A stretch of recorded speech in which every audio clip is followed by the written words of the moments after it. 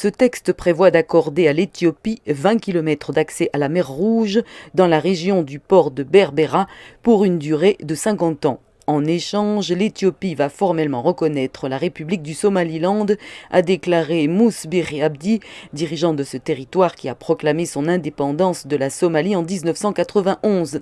L'Éthiopie a toutefois atténué ses déclarations en précisant qu'Addis Abeba va seulement participer aux efforts du Somaliland pour obtenir une reconnaissance internationale. Le Premier ministre somalien Hamza Abdi Barre a assuré devant le Parlement que Mogadiscio défendra son intégrité territoriale par tous les moyens légaux possibles. Hier, nous étions engagés et aujourd'hui, nous le sommes toujours. Personne ne sera en mesure de céder un pouce de territoire somalien. Il n'y a aucun moyen pour nous de le faire. Dans un communiqué, le gouvernement a déclaré que cet accord est une violation flagrante de sa souveraineté et de son unité.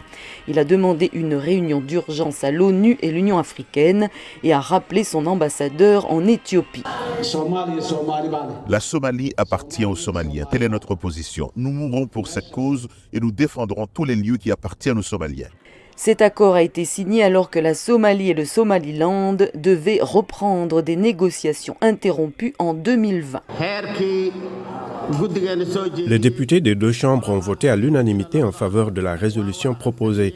Par conséquent, l'accord entre Mouss Bihi et Abiy Ahmed est juridiquement nul et non avenu. Je vous remercie. La session est close. Avec cet accord, l'Éthiopie, qui dépend essentiellement du port de Djibouti, obtient désormais un accès maritime qu'elle cherchait depuis des années. Malgré l'absence de reconnaissance internationale, le Somaliland a son propre gouvernement et sa propre monnaie. Ces derniers mois, les tensions se sont accrues avec des combats entre les forces armées de ce territoire et des milices loyales à Mogadiscio.